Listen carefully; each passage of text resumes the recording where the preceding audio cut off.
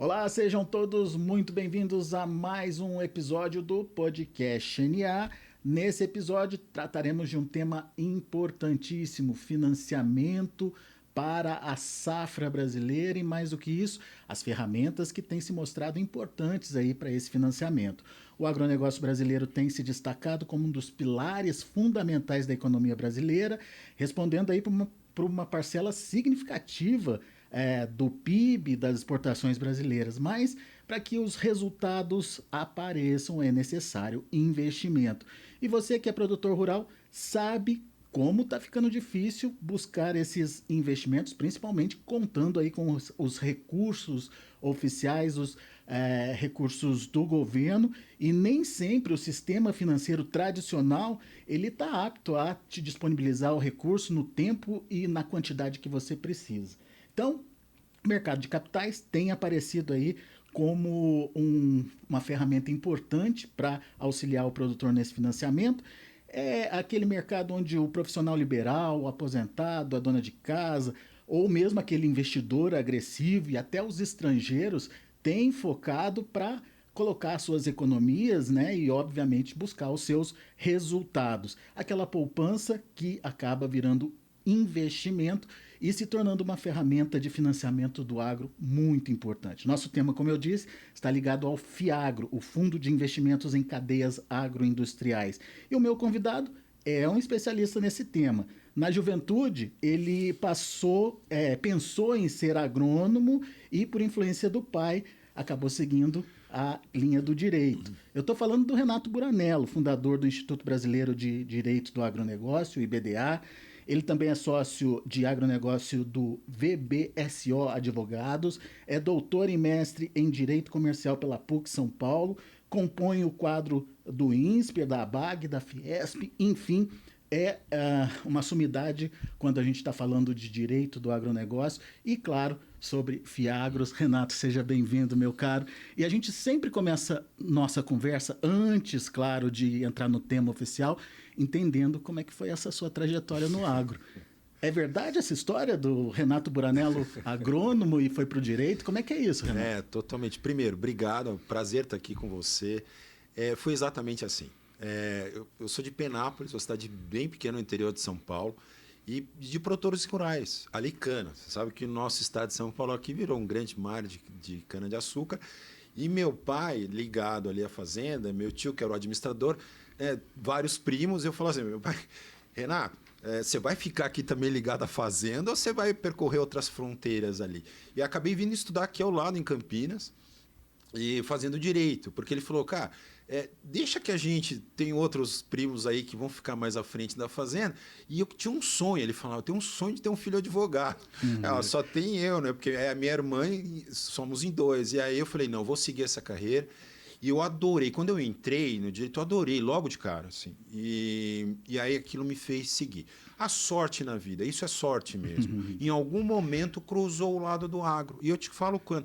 Eu fui do Citibank, né, Banco Internacional Global, 4 anos, atravessei a rua no quarteirão de lá, ali na Avenida Paulista, em São Paulo, e fui para a Coimex Trading. O que a Coimex Trading fazia? Exportação de commodities agrícolas. Açúcar, soja, álcool, né? Então, soja.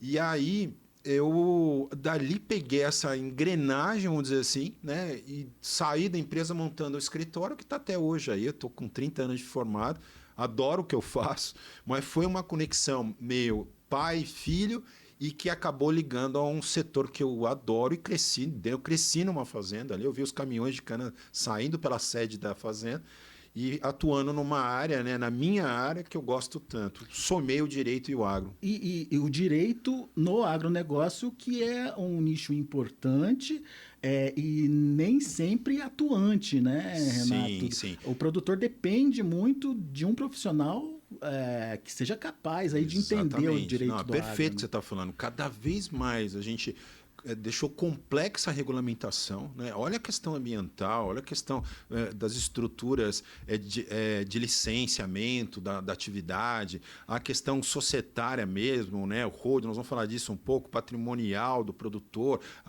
a questão ambiental, embargos e tal. ele precisa estar rodeado, né, de alguém que, de fato, possa assessorar e trazer, né, menores riscos, maiores resultados, menores custos. Essa é a questão. Então, o profissional hoje, eu confesso, talvez eu tenha iniciado um pouco lá atrás, hoje o profissional do direito tem um campo aberto aí no direito do agro e é isso que a gente incentiva a fazer. Muito bem. Vamos começar com o nosso tema, financiamento do agronegócio, e depois a gente vai desenrolar aí para o FIAGRO. E principalmente o momento que a gente está passando agora, ou que vem sendo construído nesses últimos anos. É cada vez menor o recurso disponibilizado, ou até pode ser considerado grande, mas não pro tamanho que o agro exige, o tal do financiamento oficial do governo. E como eu disse na introdução, nem sempre o financiamento tradicional nos bancos também está disponível ali para o produtor. Mercado de capitais. Está surgindo, não, está se consolidando como uma ferramenta importante. Queria que você traduzisse para a gente a importância aí desse mercado hoje para o financiamento do agro. Legal, ótima pergunta. Tem uma evolução clara ali, né? A gente começou lá na década de 60, Sistema Nacional do Crédito Rural, importantíssimo, produção, produtividade crescente, né? E o governo foi lá e atendeu a isso, a esse crescimento. Agora a questão que fica para nós aqui e aí, o nosso futuro, né? E aí você tem toda a razão. Hoje o nosso futuro está passando do público para o privado. Nós estamos hoje majoritariamente no privado, no qual a gente tem ali uma divisão mais ou menos assim. Tem as operações de barter, que são super importantes, de troca, muito ali na ponta, né, do antes da porteira com os insumos. Até hoje máquinas e equipamentos entram nisso também. A CPR é o grande instrumento, né? Você tem uma parte das tradings, principalmente na cadeia de grãos, com financiamento, aquela cadeia exportadora. Você tem preço antecipado. Então, você travou o contrato, 70% do preço vem antes, para o custeio, propriamente o custeio, né? Super importante. Tem a parte do financiamento direto dos bancos, como você falou, nem sempre simples, cada ano também tem as suas limitações. Estamos passando, nós vamos falar disso, a questão de taxa de juros, está tudo ligado ao macroeconômico. O banco está ligado a esse macroeconômico. Então, também só... e aí aparece, como você disse, uma alternativa super relevante, que está crescente, ela já é uma realidade, que é o mercado de capitais. Poucas linhas, bem simples. Banco. Ele pega aquele que tem um agente que tem poupança, que é superavitário, e empresta para aquele que precisa. Então a gente chama que é intermediação bancária, tem um banco no meio. Mercado de capitais não. O dinheiro vai direto na compra de um papel. Então, eu estava te contando há pouco ali, uma revenda de insumos, emite um CRA, título de mercado de capitais, certificado de recebíveis do agro, lastreados em CPR, né? Qualquer de nós aqui, pessoa física ou jurídica, mas a física tem uma isenção do governo. Olha o governo ali, não dou recurso, mas dou um incentivo para trazer essa poupança. A gente compra, nós dois aqui, uma LCA, um CRA, eu estou ajudando o agronegócio. Isso é mercado de capitais. Tá? E aí, nós estamos numa onda crescente desse segmento mercado de capitais para o agronegócio. A gente precisa entender nesse momento, e principalmente o produtor que está ouvindo a gente, precisa entender como é que ele acessa, como é que ele participa desse mercado, né? Do lado do investidor, dá para entender que é aquele investidor que está procurando uma alternativa importante ali para ter uma rentabilidade. Sim. Mas e do lado do produtor? Quem pode procurar? E o que é o FIAGRO? Como é que funciona na prática? Enfim, explica melhor para a gente. Não, ótimo, é perfeito. Tá? Eu só quero tirar um mito aí logo de cara. A questão é muito complexo e é só para grande. Cabe a nós aqui, né? Nós estamos informando, né, o nosso público. Então, assim, não é exatamente isso. Tá? O mercado de capitais ele está cada vez mais pulverizando e participando mais da ponta desse, né, no financiamento dessa ponta. E aí entra a produção rural. Né? Nesse contexto, os títulos, né, do agro, que vieram ali com o Roberto Rodrigues, Ivan Vedequim. Então, a CPR já tinha 10 anos, aí veio o CDCA, LCA, CRA, né? E aí, como eu falo no eixo regulatório, veio lá o FIAGRO, que era um fundo dedicado às cadeias de produção agroindustriais, como você falou. Olha só o que eu estou falando aqui. O imobiliário veio na nossa frente. Tantas incorporações que você vê, shoppings, né, prédios novos, foram financiados pelo mercado de capitais. Nós pegamos o modelo do imobiliário e trouxemos para o agro. Não tem um CRI lá, que é Certificado de Recebíveis Imobiliários. Nós temos um CRA nosso, Certificado de Recebíveis do Agronegócio. Tem uma LCI lá, Letra de Crédito Imobiliária. Aqui nós temos a nossa LCA. O que isso quer dizer? O governo atento à questão da necessidade de mais crédito, falou, opa, vamos pegar a parte do recurso do mercado de capitais, nós, poupadores, e trazer essa poupança para o setor. Ah, Renan, mas até aí já entendi. O lado do investidor eu entendi. Tem até cara de imobiliário que hoje, eu te confesso, me procura para dizer, eu quero entrar no agro. Olha só que legal, né? Eu já fazia muito imobiliário, mas agora eu quero entrar no setor que é o nosso motor aqui. E aí tem todo ano, né? Imobiliário você constrói, dura 200 anos. Aqui não, eu tenho safra-safra. E aí, nesse contexto, as gestoras, os próprios bancos, que além do ali que ele dá o direto, o recurso de crédito direto, eles estão sendo agentes que estão divulgando e promovendo o mercado de capitais. Então, numa operação de certificado de recebíveis do agronegócio, você tem o produtor emitindo uma CPR.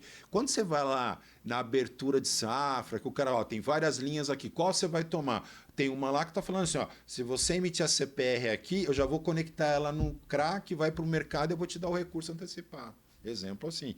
Hoje, com a mudança, nós vamos falar mais do FIAGRO, o fundo pode comprar diretamente uma cédula de produto rural, que antes não podia.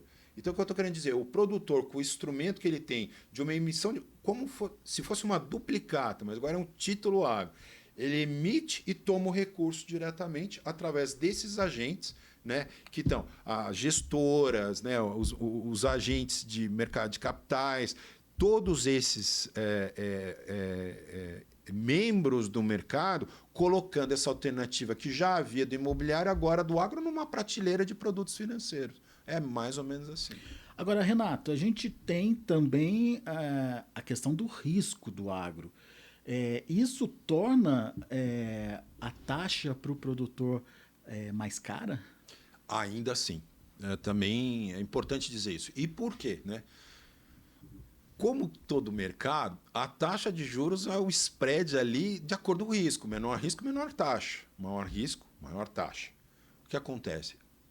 Ainda há uma certa dificuldade na melhor análise ou conclusões de risco no agronegócio. Tá? Eu quero dizer, já melhorou muito, a tecnologia vem nos ajudando, mas tem aquela história, tem risco de natureza, tem alguma questão, às vezes até regulatória, tal, a questão de licenciamento, a questão ambiental. Então, eu tenho que, de alguma maneira, precificar isso ainda. E aí você vai do grande para o pequeno. Isso é normal no mercado, tem acontecido. Por isso que vai naquele mito dizendo é só para grande. Porque as primeiras, quando dá o boom de mercado há 5 anos atrás, né, operações de agro no mercado de capitais, você via só muita placa grande, nomes muito conhecidos. Mas por quê? É meio óbvio, não é? O investidor que você contou ali, ele vai naquela placa conhecida. Já que eu conheço menos o risco agro, eu compro placa. Eu admito que aquela placa ela tem toda a governança, ela tem a gestão do risco, ela tem tudo aquilo que eu preciso de políticas internas para reduzir esse risco. O médio e o pequeno ainda vão ter que se provar um pouco mais. Quando eu falo provar na medida que eu vou fazendo mais, eu vou exigindo taxas menores. Eu te contei também de uma emissão, já na verdade, da quinta emissão de uma mesma distribuidora de insumos, que cada ano que passava a taxa era menor. Então, o que eu estou querendo até como tese mostrar? Quanto mais você acessa, cumpre as operações de mercado, a taxa vai mais para baixo.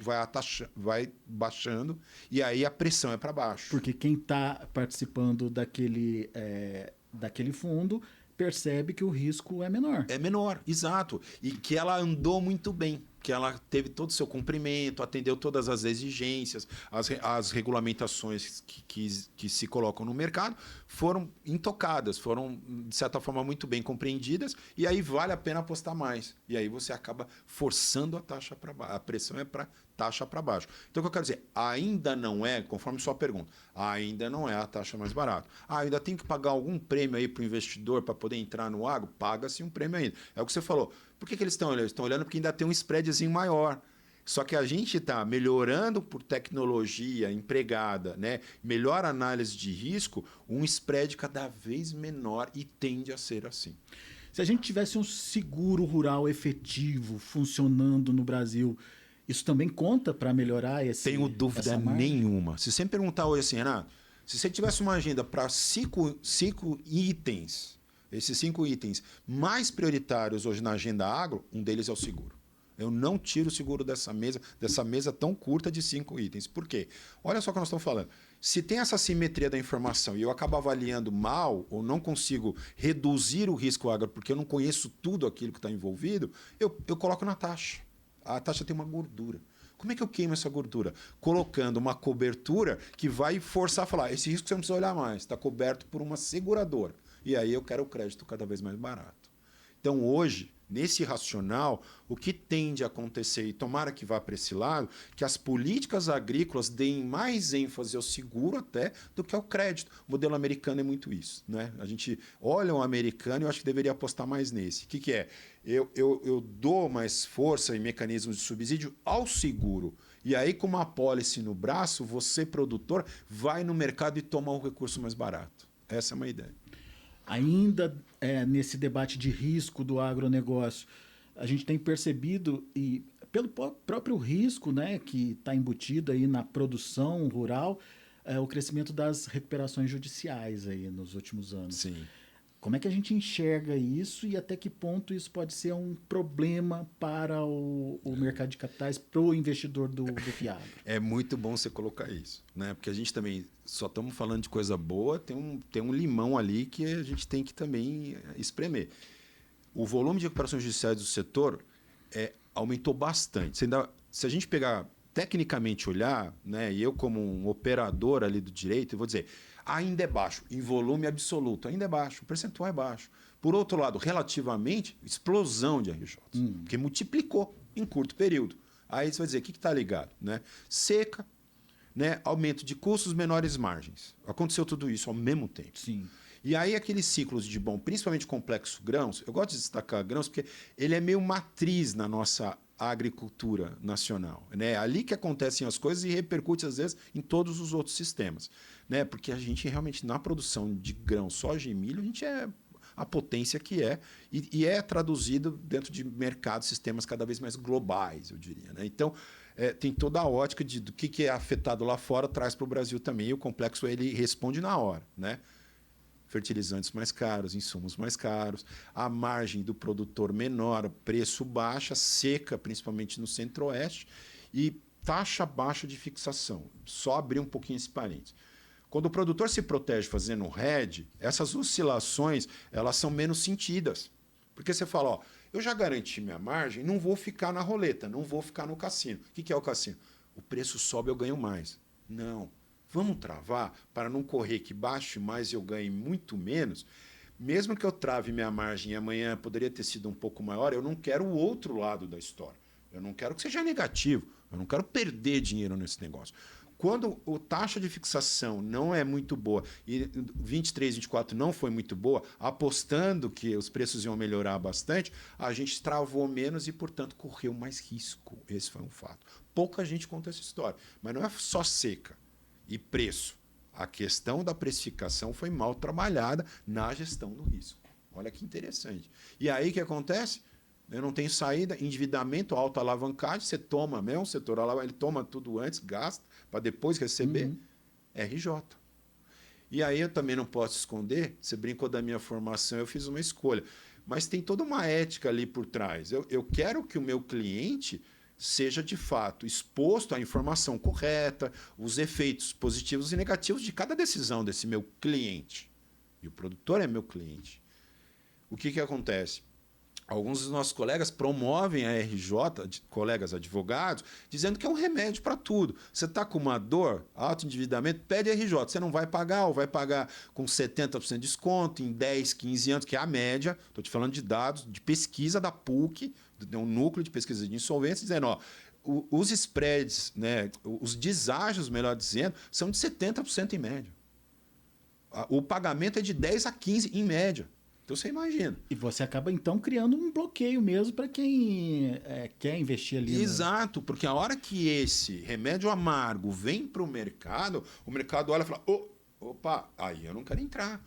Você imagina, você tem que receber lá e distribuir dividendo aí, né, dos fiagros, das cotas, né, dos cotistas. Você fala assim, esse ano não teve, porque na verdade eu estou na RJ lá e não distribui nada. Isso muda a sistemática. Então, tudo aquilo de positivo que a gente estava contando tem um efeito ali que chama atenção, e você chamou muito bem a atenção. Bandeira amarela.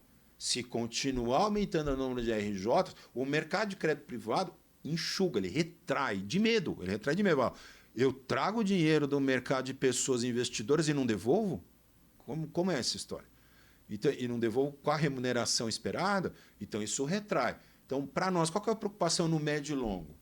É que isso, nossa trajetória até aqui estava sendo positiva, de crescimento exponencial dos FIAGROS, dos CRAs, dos títulos de mercado. Quando a RJ vem, essa curva começa a cair, porque eu tenho, de fato, retração dado a insegurança jurídica. Mas isso é uma expectativa ou é já uma sensação? Passa a ser uma realidade a partir de agora. Porque tivemos casos assim que foram emblemáticos. E eu quero deixar bem claro aqui também, né, para o nosso ouvinte que há casos que fogem da questão só do produtor. Eu não quero taxar a recuperação do produtor. Eu vou te dar um exemplo. A AgroGalaxy acabou influenciando o segmento como um todo. Tinha vários títulos emitidos, tudo isso influenciou também negativamente. Então, desde o ano passado, e eu só contei o caso específico porque foi bem pontual. A partir dali, chamou a atenção de todos os investidores. Falou, opa, o agro está passando por um período difícil. E aí, desacelera. O cara tira o pé para ver como é que o mercado vai ficar. Retraiu. Então, já está sentindo a retração. Ela ainda não foi maior, até eu achei que respondeu bem. Como que acontece? Você renegocia. Você coloca outro papel. Você não deixa aquilo estourar. Então, isso repercutiu até... Eu achei que a resposta foi melhor nas reestruturações para não afetar tanto os patrimônios dos fundos de investimentos do agronegócio, os FIAGROS. Recentemente, a CVM, a Comissão de Valores Imobiliários, lançou ali aquele relatório que ela tradicionalmente lança para acompanhar o que está acontecendo com o FIAGRO. E um dos pontos que chamou a atenção é o crescimento de participação no FIAGRO, um crescimento de 315% entre 2022, dezembro de 2022, até dezembro de 2024, portanto, um período aí de 2 anos.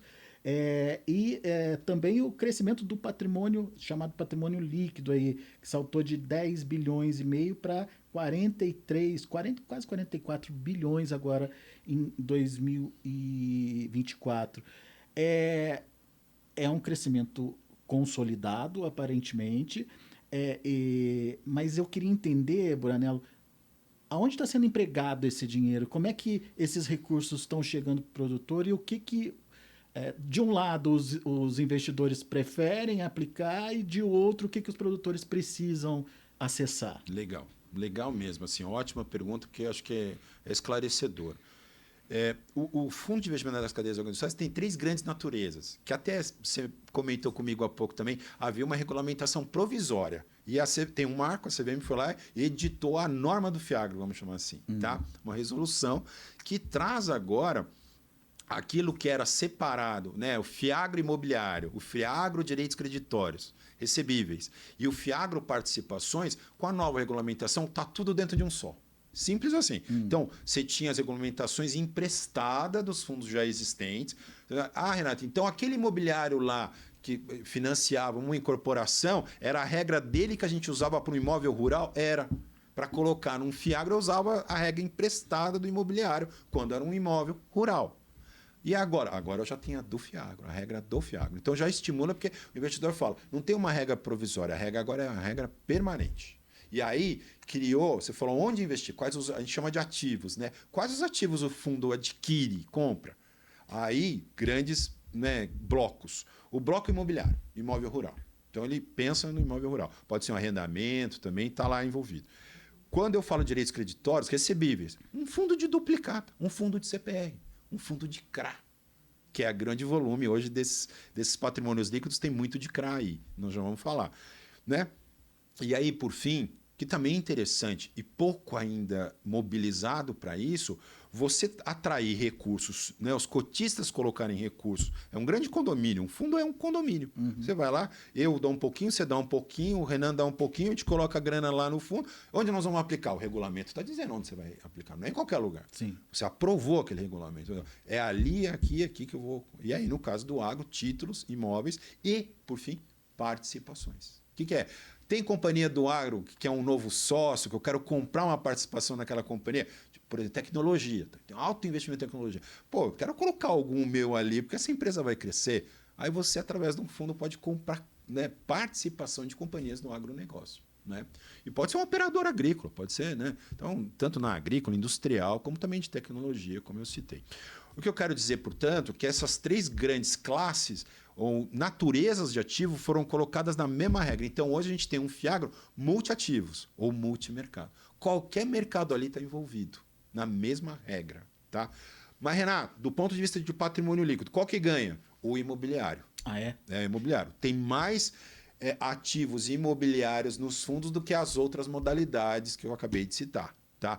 Então, serviu primeiramente para aquela questão de gestão patrimonial ou planejamento de uma família de produtores usar o fundo, né? Você coloca o imóvel no fundo e a partir dali a família muitas vezes até está mais afastada do setor, né? Ficou mais urbanizada, vamos chamar assim. Os filhos, a sucessão partiu para os filhos estão com outra cabeça, mas você quer continuar participando e tendo dividendos daquele ativo. O fundo pode fazer essa gestão para você.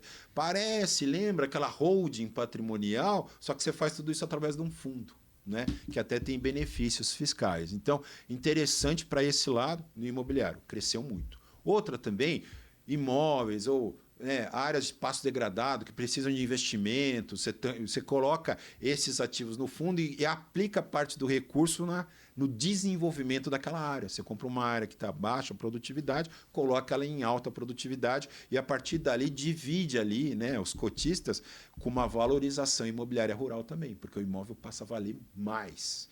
Além né? do percentual que ele já teria Da garantido. própria produção, ele vai ganhar a valorização imobiliária também. Porque aquele imóvel, produzindo bem, ele vai fazer com que ele valha muito mais, o valor dele aumenta.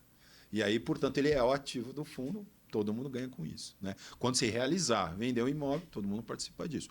Então, o imobiliário cresceu muito. Depois, a gente chama fundo de CRA, né? Porque principalmente o título que está sendo comprado é os CRAs. Né? Você tinha que colocar o CRA, distribuir. E aí você fala, se eu tiver um fundo, eu já vou direto no fundo, o fundo vai lá e compra um certificado de recebível do agronegócio, por exemplo. Né? Importante lembrar, como eu citei na história, na evolução histórica, né? Era mais CRAs de placas grandes, agroindústria, tinha grandes usinas de açúcar e álcool, né? Tinha máquinas e equipamentos também. E aí foi descendo para menores grupos e hoje o CRA já está mais popularizado. É isso que eu queria dizer. E um fundo imobiliário, um fundo de direitos creditórios do agro, FIAGRO, FIDIC antigo e agora o FIAGRO, porque a regra é a mesma, vai lá e compra esses CRAs, carrega esses CRAs até a liquidação.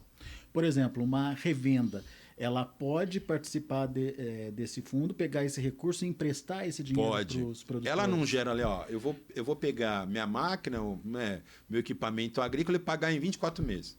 Tem recebíveis ali, eu posso colocar no fundo. E ela participa do fundo. Ela pode montar um fundo para financiar. Interessante, né? Você fala assim, eu só ia no banco para fazer. Não, agora tem um fundo que ele carrega o seu recebível.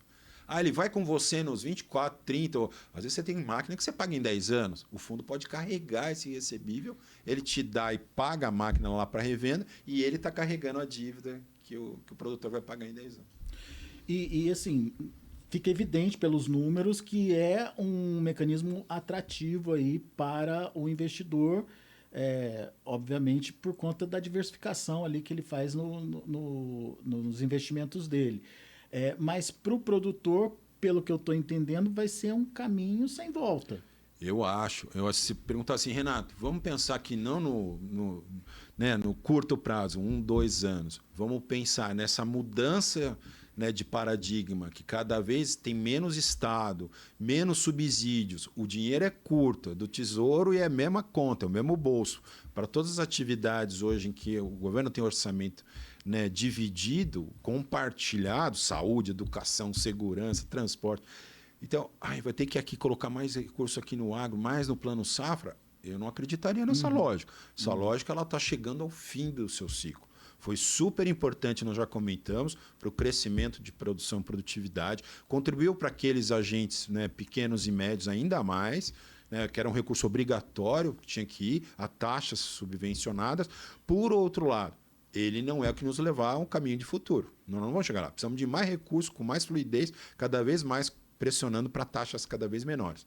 Aí nós temos que usar do mercado privado. Quanto mais desenvolver o mercado privado e o mercado de capitais, melhores taxas e fontes alternativas ao produtor nós vamos ter. Pensa assim, Renato, seu sonho, queria que o produtor tivesse na prateleira muitos produtos financeiros. Queria que ele pudesse escolher entre eles aquilo que melhor se adapte e depender menos do Estado, porque eu acho que esse cobertor é muito curto para ele ficar nesse risco de dizer, Estado, você vai ter que me dar o recurso. Pensando no setor como um todo, no agronegócio como um todo, nessa primeira parte da nossa conversa aqui, ficou claro que para haver uma redução da taxa, precisa haver pelo menos uma intenção de redução dos riscos. A adimplência ajuda nesse processo, seguro rural ajuda nesse processo, como você bem colocou. Mas, a partir desse momento, o que passa a ser atrativo para o investidor? A questão da sustentabilidade é um fator de importância aí nesse crescimento do... Muito legal você ter colocado isso, lembrado disso, para a gente poder comentar. Nós estamos todos nessa ótica aí verde e tal, apesar do Trump também ter mudado um pouco a agenda global, chacoalhou todo mundo. Eu acho assim, vamos separar as coisas, né? Eu acho que tem o trumpismo ali, o movimento que está acontecendo, que vai influenciar sim, com certeza, principalmente na questão de mudanças climáticas. Mas vamos lá. A questão de sustentabilidade, se ele usar de processos, né, produtivos mais sustentáveis, vai ser uma ótica que vai continuar. Tem que continuar. Entre nós. Só não precisa ser com a régua que estava vindo da Europa para cá de uma maneira impositiva e de difícil atendimento, não reconhecendo o que a gente já faz, principalmente. Esse é o problema. Porque você fala, cara, o que você já faz já é muito e vamos contabilizar? Não. É como se eu começasse negativo nessa história. Essa conta está errada, a Europa errou. Agora está pisando menos ali, tanto que o acordo lá está saindo para repaginar tudo que estava sendo feito. E até por questão dos produtores locais lá terem debatido demais essa régua aí altíssima que foi colocada. Né? No contexto nacional hoje, eu vejo isso como uma oportunidade verde. O agro já produz de forma sustentável. Por que eu não vou colocar isso na conta, trazer outros bolsos? E é claro, portanto, dentro da sua pergunta, que tem bolso para o verde, títulos verdes, né? Green bonds, como falam. Né? Será que eu não consigo trazer outros recursos de outros bolsos para financiar o setor com um carimbo bonitinho verde lá e mostrando que, de fato, tem sustentabilidade naquilo? Né? O governo está aí com o programa de recuperação de pastagens. Isso pode ser privado também. Eu posso trazer recurso privado. Né? Vamos colocar... Né? Tem muita gente querendo colocar em atividades sustentáveis. O setor tem N exemplos. E os títulos aí podem ser o instrumento de financiamento, né? Trazendo, de fato, isso aí. Eu acho que também, você perguntou, eu falei muito do seguro com você, que é, né, uma agenda prioritária. Assim, tem outra agenda. Precisamos remunerar os serviços ambientais que o produtor rural faz. Simples assim. Sai daquela conta de devedor para passar a ser credor. Então, assim, peraí, mas eu já faço, eu tenho minha reserva legal, meu processo produtivo é limpo. Então, vamos começar a remunerar essas coisas. Né? A gente fala muito assim, é simples. Né? Vamos só como monitorar, como certificar aquilo e vender para aqueles que de fato necessitam, são deficitários aí nessa conta, e aí necessitam comprar para compensar um pouco uma atividade poluidora, né? Ou muito pouco sustentável. É mais um recurso que está... Sem dúvida nenhuma. Por isso que naquela prateleira imaginária nossa ali, né, eu quero ter um produto lá verde, né, e privado. Eu sei que tem o ABC, tem o Floresta Mais, tem vários programas governamentais. De novo, menos Estado, mais privado. Mas hoje tem alguma coisa entre os fundos existentes nessa linha?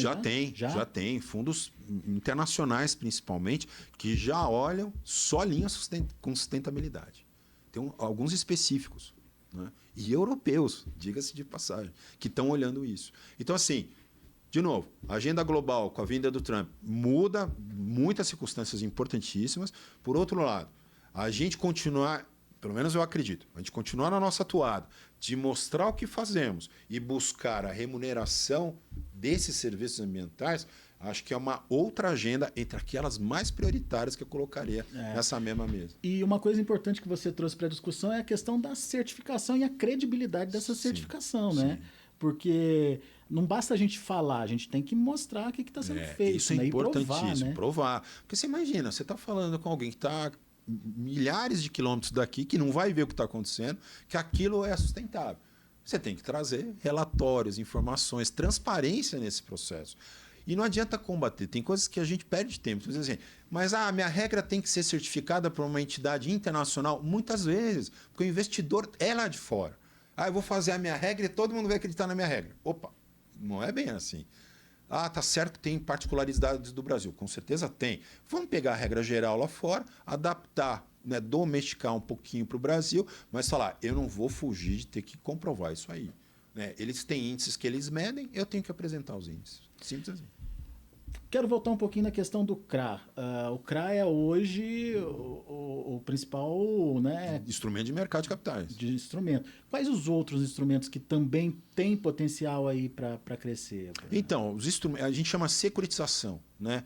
E securitização vem lá do inglês, na verdade é simples assim. Você tem títulos que não são padronizados. Né? Vamos pegar lá a operação da revenda. Então, ela está cheia de duplicata lá. O que eu faço com isso aqui? Eu preciso descontar. Eu vou securitizar. Eu vou pegar aquela carteira de duplicatas, né, que podem ter duplicados, CPRs, outros papéis, contratos de compra e venda de produtos. Aquilo lá vira uma grande cesta. A securitização eu embalo isso tudo. Daquela forma como estava na cesta, a gente não compraria. O mercado não compraria, não olharia. Na hora que eu securitizo, eu organizo tudo aquilo lá. Fala, agora é isso aqui, tem um volume de recebíveis auditados, certificados com valor de tal. E aí eu chamo os investidores. Do pulverizado para o personalizado ali para o investidor. Porque o investidor vai ver o resultado final disso. A securitizadora, a entidade que emite, ela fala, eu tenho aqui minhas regras, minhas políticas, eu tenho toda uma regra da CVM que vem sobre mim, eu tenho que ser, né, o grande fiduciário disso, né, o guardião. Então, eu confirmo as informações e a legitimidade daqueles papéis. E aí eu chamo, né, o mercado, não é, mas somos nós que temos ali um superávit, uma poupança, e o que eu brinco, né, que eu gosto muito. Então, aquela aposentada da Paulista, aquele dentista que está ali com recurso, fala, opa, peraí, deixa eu comprar esse papel aqui. Na hora que ele está comprando, está indo dinheiro para o negócio. Olha que legal. Né? Não sei se é possível, mas vamos tentar fazer esse exercício de precificar, né, e entender o que significa isso. Para o investidor, o que ele ganha em termos reais, né? O que o mercado está pagando para ele de retorno. Depois, do ponto de vista do produtor, o que ele está conseguindo aí em termos de vantagens mesmo utilizando aí o mercado de capitais. Você fala em taxas mesmo? Se for possível. Sim, claro. Mas o que eu vejo? Hoje, as operações de CRA, vamos usar o exemplo do CRA, é CDI. A base dela é CDI mais alguma coisa. Mais é o risco. Tá. Menor risco, eu vou chegar pertíssimo do CDI. Ou até o CDI careca, como a gente fala, né? Sem mais nada. É o careca. E aí tem CDI mais 1, 2, 3, 4, ali, 5 no máximo, que o risco é maior. Tá? Então, hoje ainda é muito ligado ao CDI. Já teve operação de IPCA, por exemplo. Né? Inflação. Exatamente, inflação. Mas ainda longe dos créditos subsidiados. É claro, de novo, vou insistir nisso. À medida que eu tiver mais operações e melhores operações emitidas, eu vou forçar essa taxa para baixo.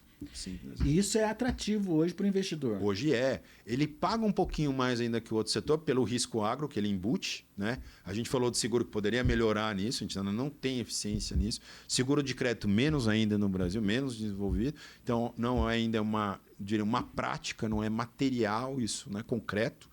Mas nós vamos chegar numa hora. E esses instrumentos de garantia de risco não precificado ou não bem precificado, principalmente o climático, físico, de natureza, vai melhorar muito a taxa na ponta final. E aí, não podemos esconder que tem a isenção fiscal da pessoa física, que vai para a conta. Então, ele também ganha, porque ele paga menos tributo. Se eu pago menos tributo, sobra mais. Como assim? Explica melhor. Tem a isenção fiscal para o investidor pessoa física. CPF ali, o produtor. CPF, investidor CPF. Isso. Investidor CPF, pessoa física, não tem imposto de renda sobre as operações de CRA, por exemplo. Vai na conta na veia. Porque você fala, eu não tenho aquela retenção. Não tem imposto de renda. Então vai direto para a conta. Então tem uma atração aí enorme. Né?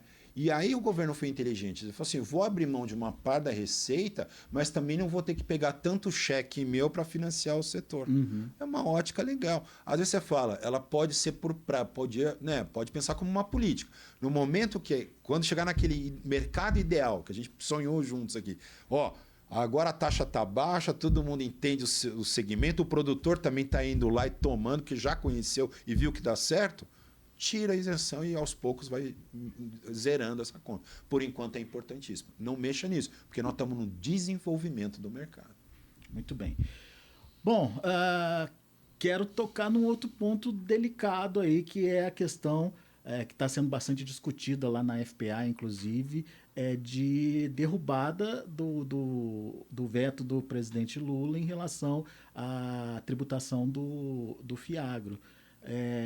Como é que vocês estão acompanhando essa questão e até que ponto isso é realmente ruim para impulsionar o Fiagro? Sim, é ótimo você ter falado isso.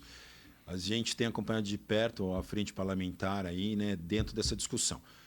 O que houve, que criou todo esse barulho aí, é uma questão até juridicamente simples. Né? Vetou o artigo 24 da regulamentação que veio da Lei Complementar da Tributação do Consumo. O que isso quer dizer? Onde estava claríssimo que estão isentos os fundos imobiliários, fundos do agronegócio, passou, se eu vetei a regra, então eu tenho a tributação. E olha só, já na nova fórmula, porque é o IBS e o CBS. Sim. Agora, Renato, e isso? Isso mata os produtos. Porque tributa e encarece. Tudo aquilo que a gente falou de diminuir taxa, reduzir custos, pode com isso minar essa evolução. Então eu achei que a FPA respondeu muito rápido. O deputado Arnaldo Jardim, o deputado Pedro Lupion, claramente já vi várias mídias aí dizendo: nós vamos bater para a derrubada do veto. Tá nessa ótica. Já entenderam, eu não vou esconder que o governo executivo, o Haddad declarou também que houve ali um equívoco, não era para bater onde bateu, mas bateu, e levou essa potencial interpretação da tributação sobre os fundos. Então ele tem que recuar. Eu acho, entre nós, uma outra lei complementar para voltar tal, é mais difícil. Talvez a derrubada vai ser mais eficiente. Pois é, o que eu ouvi uma entrevista do Haddad, ele justificando esse veto do presidente. Segundo ele, foi por conta de um problema técnico na escrita, na redação ali do item. E por isso seria necessário um novo projeto para corrigir isso. O Haddad fala isso. Mas não é só o veto resolve. O veto resolve. Porque a derrubada do veto, na verdade. A derrubada do veto, exato. A derrubada do veto, porque volta ao artigo que foi vetado. E ele deixa claro. No direito tem um pouco disso. Interpretação. A gente está vivendo muito isso. Interpretação de regras. Se você dá esse potencial, né? Você amanhã pode ter, de fato, um fundo desse tributado. A gente não quer isso. E o artigo, ele acabava com essa dúvida. Deixava claro. Você foi lá e vetou. Se você vetou, potencialmente a interpretação. Se foi vetado, é porque é para ser tributado. A lógica interpretativa é essa. Gramatical é essa. Estava lá, sumiu a regra, então vale o oposto à regra. Sim. Tributa. Não era isso que a gente queria. Putz, então tem que reescrever esse negócio. Porque o que você falou, mas e se eu for lá derrubar, como eu volto com o artigo, eu tranquilizo todo o mercado em relação a isso. Muito bom. Renato, a gente está caminhando aqui para os nossos finalmente. Vou abrir um espaço para que você fale com o nosso produtor, com a nossa audiência, enfim, que passe a sua mensagem, né? Como advogado, especialista em direito do agro, como especialista aí em Fiagro, enfim, o que você diria para o produtor que está nos ouvindo hoje? Sim, eu te agradeço aí também esse espaço. Nós temos um dever nesse negócio. Eu brinco que a gente tem que pregar cada vez mais essa informação. Né? Então, o que eu olho aí para o futuro e gostaria de lembrá-los, né? Reforçar alguns conceitos. Eu acho que cada vez mais, quando a gente fala mercado, participação de crédito privado, evolução na governança, é um caminho sem volta. Nós precisamos pensar, o elo produção, que é tão eficiente em produção, produtividade, tecnologia, única no mundo, é a principal aí na agricultura tropical. Nós somos o que somos por isso, né? Papel dos produtores. Eu acho que agora a gente passa para um outro ciclo, tem um degrau ali. A gente vai ter que dar transparência, a gente vai ter que ter melhor governança, preparar a sucessão. Né? Somos mortais, precisamos preparar a sucessão, organizar isso. Né? Olhar para o mercado como uma empresa, uma firma, ele é uma empresa. né? Então, eu preciso pensar nesse patamar para crescer e acessar cada vez mais essas novas possibilidades, essas novas operações que estão vindo, e aí, portanto, ter outras fontes novas que podem nos dar cada dia mais, recursos, né, mais viáveis, com menores custos e menos dependentes do governo, né? Na parte de sustentabilidade, a régua está alta, mas a gente precisa seguir nesse caminho. Vai melhorar a regra, vai melhorar, né, o atendimento a isso, mas a gente não pode esquecer. Produção sustentável será algo sempre de algum valor e esse valor, né, vai estar no futuro ali, bem empregado no futuro, nós não podemos esquecer disso, né? Vejo tantos exemplos positivos, o agro com certeza vai ser um case de sucesso nessa questão e com o olhar do mundo para nós, né? Já fazemos de forma tão sustentável, precisamos agora um pouco de calma para comprovar melhor isso e mostrar de fato que nossa agricultura tem todo esse potencial aí, que o mundo inteiro vai se servir até, né, dos benefícios dessa produção aí ligada à sustentabilidade. Plano Safra, começou a discussão já. Já. Como é que o Fiagro participa dessa discussão? Cada vez mais importante. Porque se você olhar lá nas páginas, nas telinhas do plano, lá nas 3, 4, 5 últimas está lá já, privado, privado, privado. Uhum. Né? Então, assim, o que eu vejo? Cada ano que passa, mais influência vai ter. E o governo tem que estar atento a isso, dado que a pressão orçamentária é grande, o cobertor é curto e as alternativas vão partir do privado. Então, eu vejo taxas mais altas. Aí, portanto, o spread ali entre o controlado e o livre está cada vez mais perto. Sim. Vai subir aqui e a gente está querendo descer com a outra. É isso que eu falo, vai chegar uma hora de mais equalização, né? O governo precisa olhar com muita atenção e carinho as privadas. Às vezes é melhor você dar um incentivo aqui do que tirar daquele grande bolsão que se chama Tesouro Nacional, que é curto e tem muita gente querendo pegar do mesmo lugar. Renato, obrigado. Obrigado você. Show de bola. Obrigadão. Ficou muito claro aí o papel do mercado de capitais hoje no financiamento do agronegócio e principalmente o futuro que Sim. essa ferramenta aí tem para financiar. E eu acredito muito nisso. Os produtores precisam atentar para isso, que já é uma realidade, né? Precisam participar desse mercado para ter mais opções. Muito bem. Uma bela discussão aqui para vocês. E você que é produtor rural ainda não entende bem como serve ou para que serve o Fiagro e como isso pode potencializar a sua fonte de financiamento, procure se informar mais, procure entender, vai procurar um especialista, enfim, consiga mais informações, porque como o Renato trouxe para a gente, um mercado sem volta. A gente vai ficando por aqui, agradeço muito a sua audiência, a sua participação. A gente se vê no próximo episódio. Até a próxima.